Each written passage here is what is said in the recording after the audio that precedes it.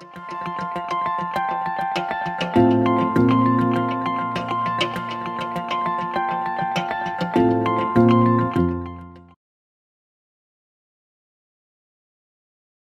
what I'm going to do in my presentation, I'm going to introduce some of the general ideas that are in our recent paper that we had published in the Journal of Pain.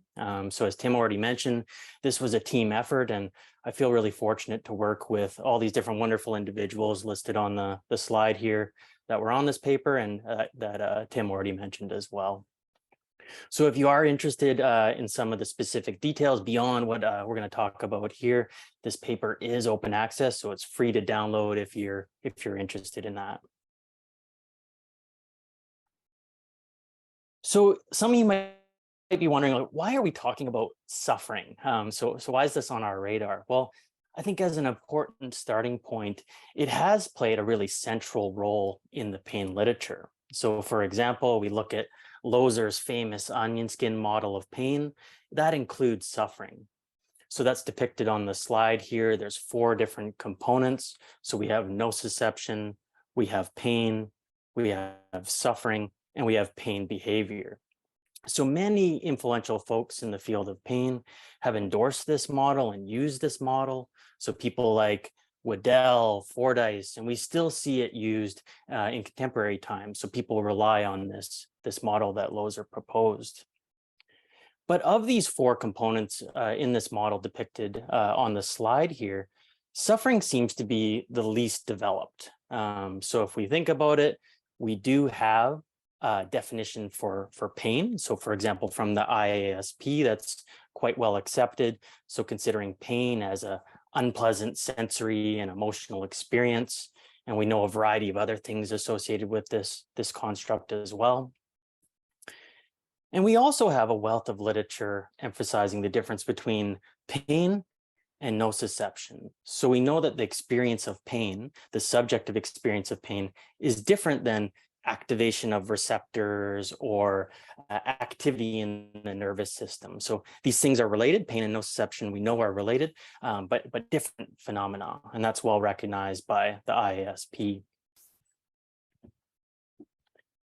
We also have knowledge on the difference between the pain experience and pain behaviors. And this is important because we can't just look at a person and say with certainty, yes, that person's experiencing pain.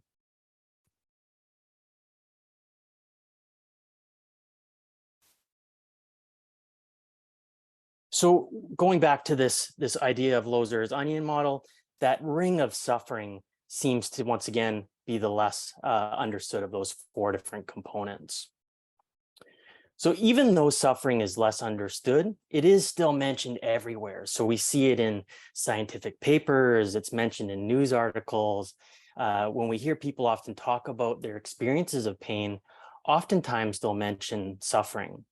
So I have a couple examples here that we commonly see, things like, oh, 1 in 5 people suffer with chronic pain, or in studies on pain, we recruited people suffering with low back pain. So these things are commonly mentioned.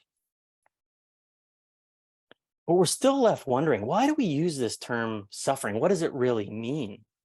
It's unclear still exactly how pain and suffering might be different, or if there is a difference.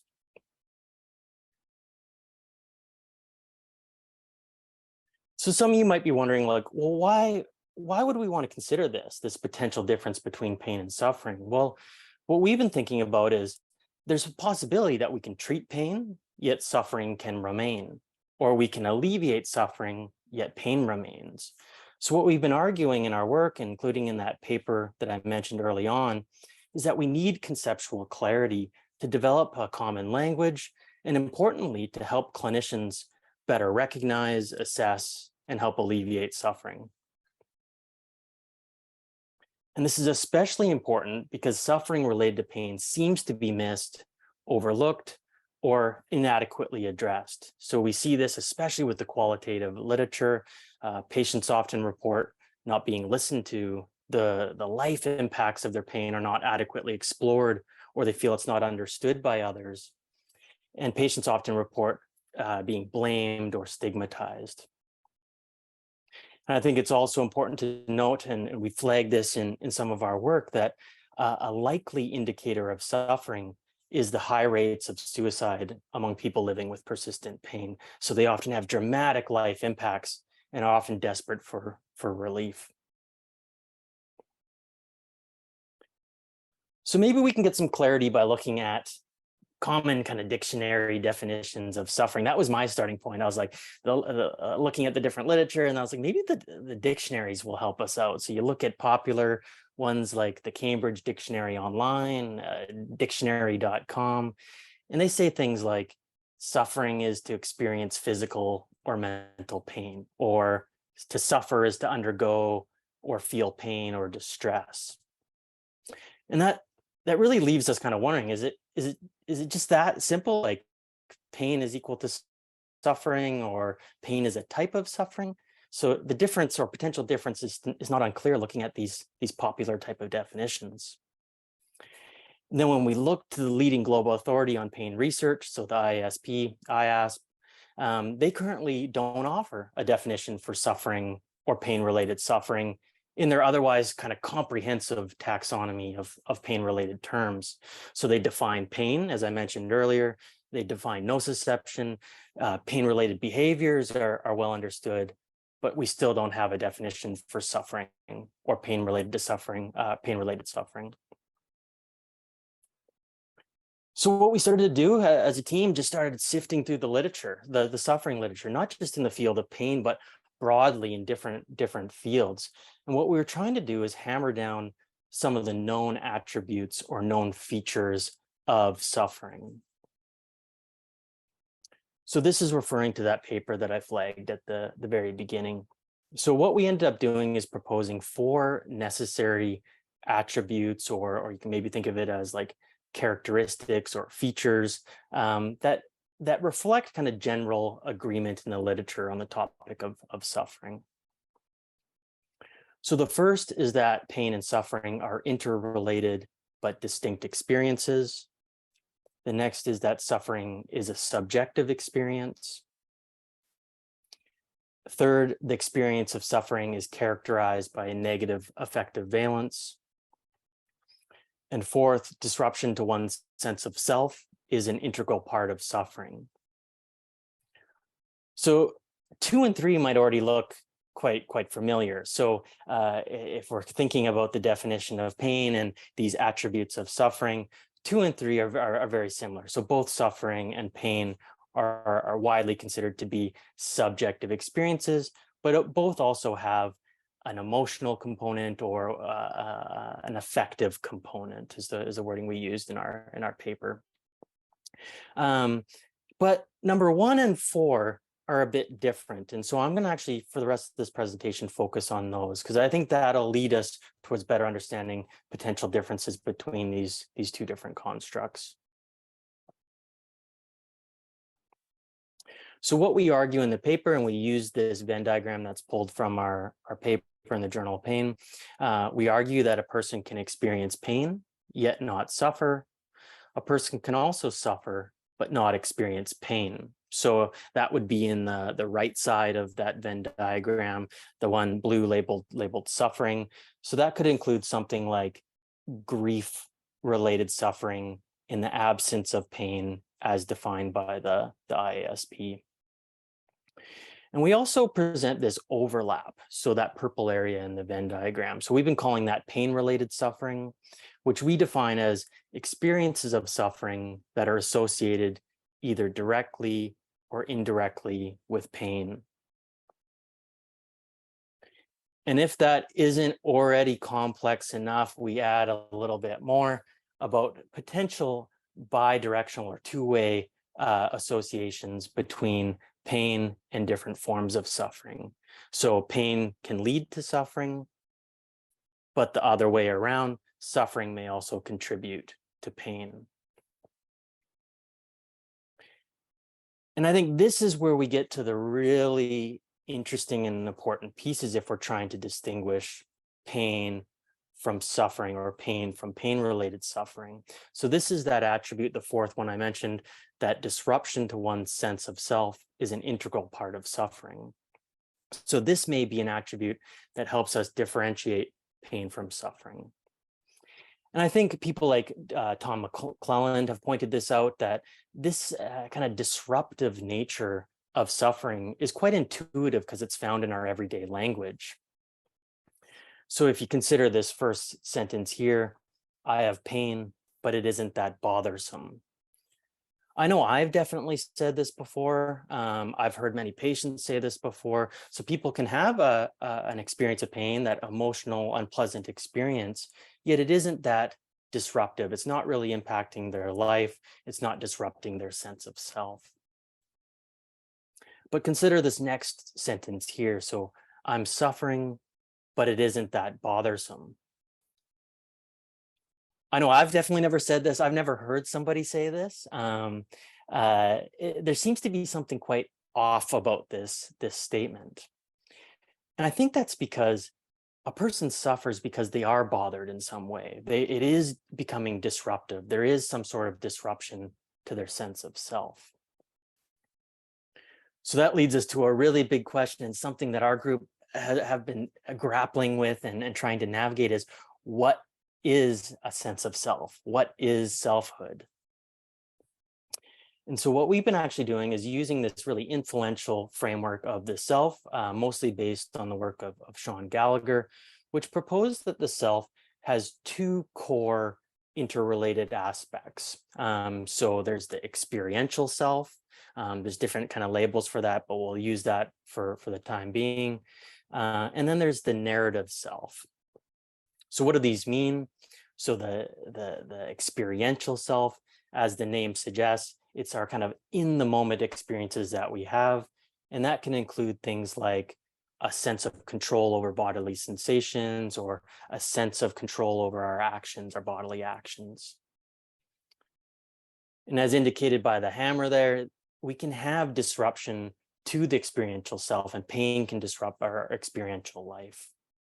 And I'll talk a bit more about that in the next slide.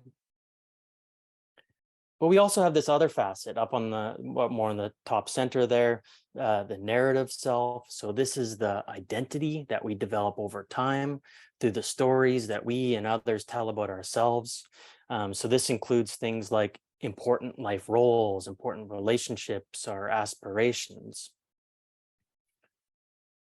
Another hammer in there suggesting that this can also be disrupted by pain. So we've been using this selfhood framework to try to understand the different ways that people can suffer, or the different kind of modes of suffering is the kind of language we use in our paper. So we can consider the example of wrist pain. So having that unpleasant sensory and emotional experience. I know I've certainly had that, where I don't feel like it's disrupted my life. I don't feel a disruption to my sense of self. But it can get to the point where we do have what we're kind of considering in the domain of pain-related suffering, where that pain, that wrist pain, can become disruptive in some capacity. So, for example, we can feel a lost sense of control over the sensations we're having. It may even get to the point where we feel overwhelmed by these sensations, or feel that we can't control our actions, or we're unable to do certain types of physical activity. So there's almost like a barrier or a block there. So that would be disruption. At least that's what we're tentatively talking about, is this kind of disruption to the experiential self. But then we also have, on the other side, disruption to the narrative self. So this could be things like thinking about our pain, thinking about the wrist pain, thinking about how it's disrupted different aspects of our life. So disruption to roles, relationships, or these types of important aspects of our identity could even be threatened. We could be worrying in the future about how the pain may be impacting our life. So we consider this to be a different type of or different mode of suffering. So that involves disruption to the narrative self. So if anybody's interested in learning a bit more about that, we have a recent letter to the editor where we unpack a little bit about this with some preliminary qualitative data, if ever anybody wants to take a look at that. And I've been talking enough here, enough of me. I want to transition into a discussion. There's no real structure to this, but here's a couple questions that I'm interested in. So things like, what do you understand the term suffering to mean? So this is still an open question. We just presented some preliminary ideas. What does suffer or suffering with pain mean to you? It's likely that people have different understandings of this.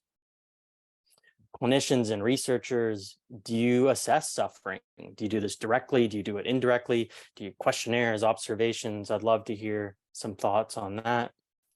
People with lived experience, what are your thoughts on the term suffering? So I know we've talked about this with Keith quite a bit, that everybody has different kind of thoughts on this term, and I think we could have potentially an open discussion about that. So there's different approaches there. And last slide here, I just want to thank QPRN for this opportunity. Thank the people that have been funding our work. So Louise and Alan Edwards Foundation, Canadian MSK Research Network, Canadian Chiropractic Research Foundation. So really appreciate their support. And once again, this is teamwork. I'm just one piece of this team that's been moving this stuff forward. And I've already flagged those people, and Tim did as well. And also want to thank Dr. Gabrielle Paget for helping me translate these slides. So I just want to take a few minutes and, as Tim said, share my experience. And it is just that, it's my experience, but it's also informed by over the last 10 years or so, as I've really focused on my advocacy work and having a lot of conversations and exploring this concept with people, and then getting into this paper that I worked with, this article with the team recently, and just really pulling at my mind. So hopefully I don't confuse things more, but it's a really complex subject, and the more we look at it, I think the more we realize it's not clear, and really to pick up on some of the things that Laurent said, I think are really foundational. So very briefly, just a little bit of my backstory, and this is just my story, but I've lived with persistent pain now for nearly 37 years as a result of a car accident that I had as a kid, and I've learned over that time how to live better with pain, but I still have pain every day. I live with neuropathic pain from some trauma from my car accident. And when this opportunity was presented to work on this article, and we talk about language, and Tim and Peter have talked about this word suffering, and Peter, what does that word mean? When we first started this paper and they introduced this topic to me, I had a visceral reaction to the word suffering. I mean, immediately pulled back, my heart rate went up, and I got just on edge, because I'm like, I don't suffer. I do not suffer. I live well with pain. I'm strong. I'm all of these things.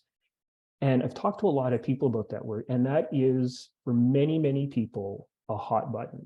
And I offer that because the language and the terms that we use when we're dealing with people that live with pain is really important. And I'm not saying everybody has this reaction, but I would offer a lot of people do, because it has this negative connotation. And Laurent sort of spoke to this, it's the psychological aspects.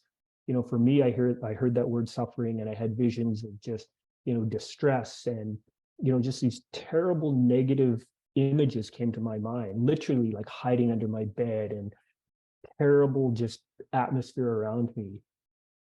And like Peter, I went to the dictionary and I looked at it, and I'm like, oh, okay, Meldrum. And again, I have a background in the applied sciences and engineering, so I'm looking at sort of the detail. The word suffering, in its definition, means to endure or to experience and live with pain.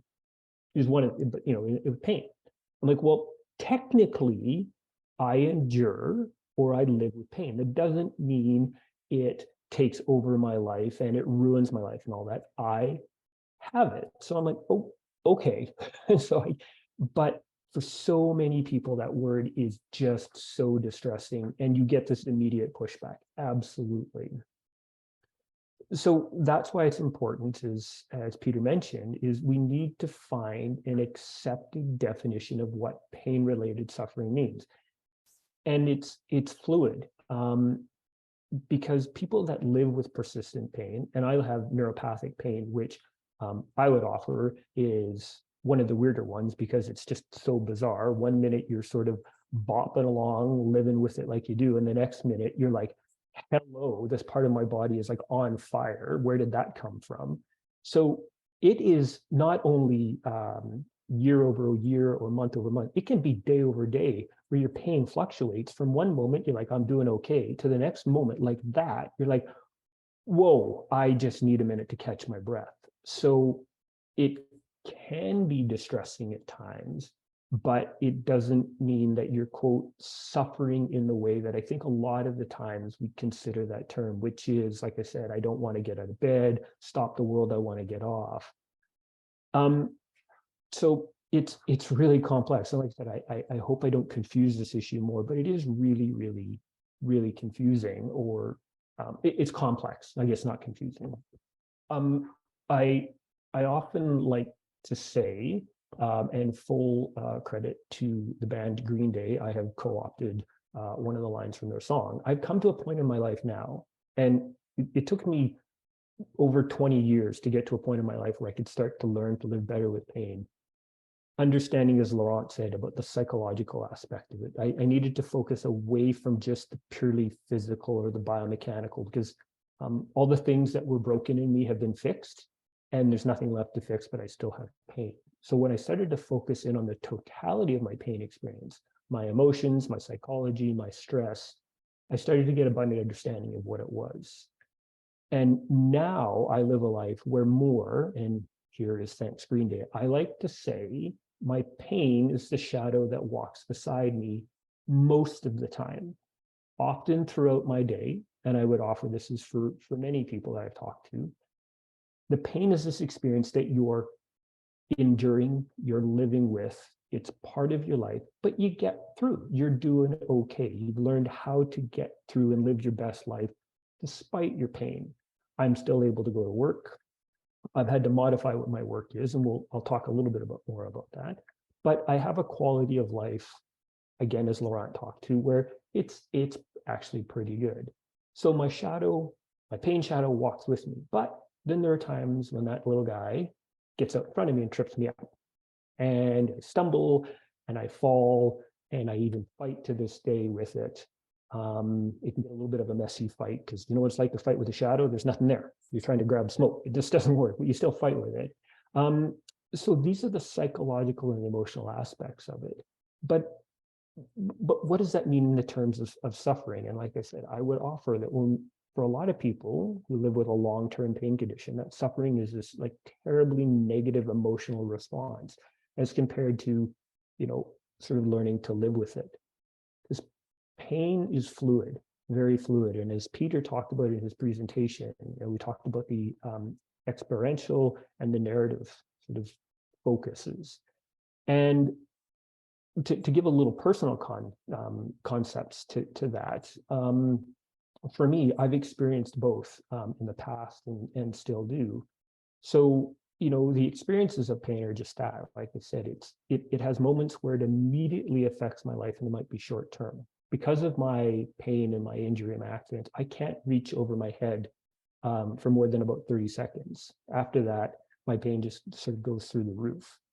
And that used to cause me just terrible distress. I would get so angry, because if I was trying to do something or do some work around the house or anything like that, I couldn't do it, because I would go into this immediate, overwhelming, blinding pain. So I would have pain, but then I would have all the emotions and the grief and the anger and all of that would go with it. So that's that sort of immediate, in the moment, this has affected me, and that's all I can see pain. Whereas that narrative, which I've also experienced, because when I was a kid growing up, I had a vision of what my life was going to be and what I wanted to be when I grew up. And as a result of some really poor decision making I made to cause this accident, that couldn't occur. But I didn't just wake up one morning and go, oh, okay, Meldrum, you wanted to do this when you grew up. I had my accident when I was 16, and now I'll just park that and I'll go down a completely different path of my life. I fought my way through that, and I just tried all sorts of stupid things to make it happen, because that's what I wanted to do. And I can't, I simply can't. So I needed to learn how to step back from that, remove myself from some of that emotion and that grief and that anger that I had, and refocus on what can I do that still gives me the best life possible, but I can't do that.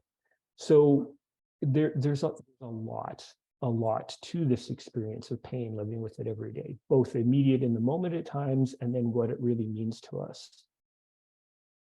So I offer all that because it comes back to, and Tim and Peter have talked about this, and Laurent, you've made some really good points on this. There's still a focus from the healthcare system of focusing in on the, when I say biological, all pain is biological. Let's agree with that. But that biology is informed by our thoughts and our emotions and all of those things. So healthcare still focuses in on what's broken and can we fix it.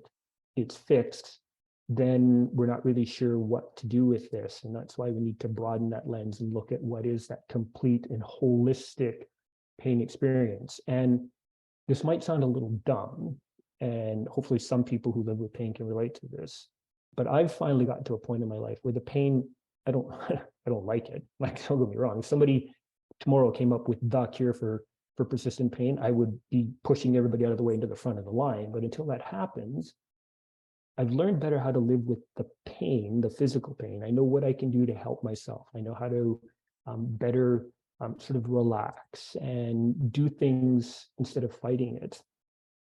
What is really important is to deal with everything else that it impacts, that psychology, that emotion, those stresses, because that feeds into your pain so much. And that's what causes that fluidity, that transition that can be day to day. You can be in one part of your life, and within minutes, it can change your emotions and your feelings.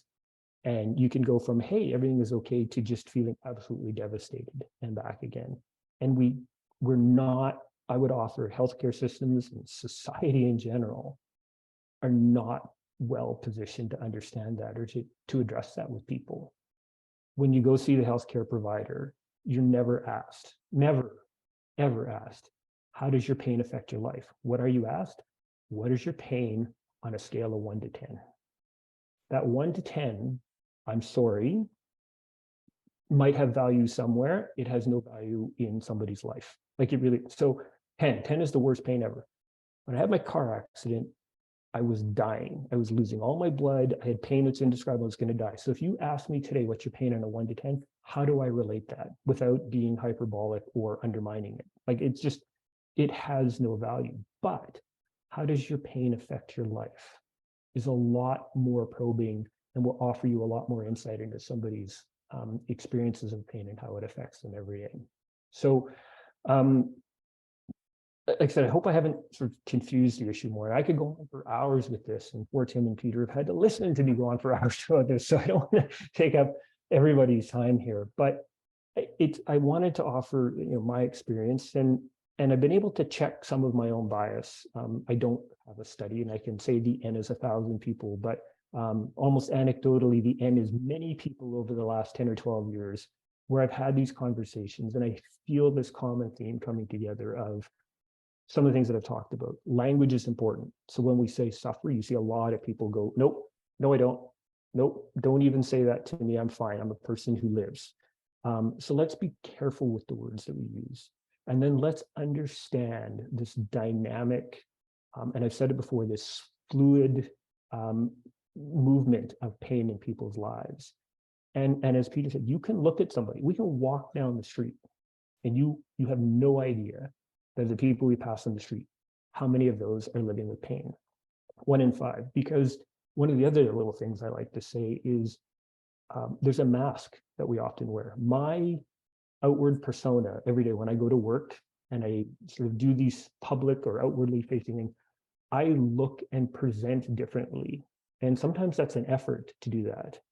And when I come home, that mask comes off. Unfortunately, my poor wife and the dog gets a different version of me at the end of my day than the people that I work with and the team that I lead, because I need to be a different Keith in my professional setting than I get to be at home.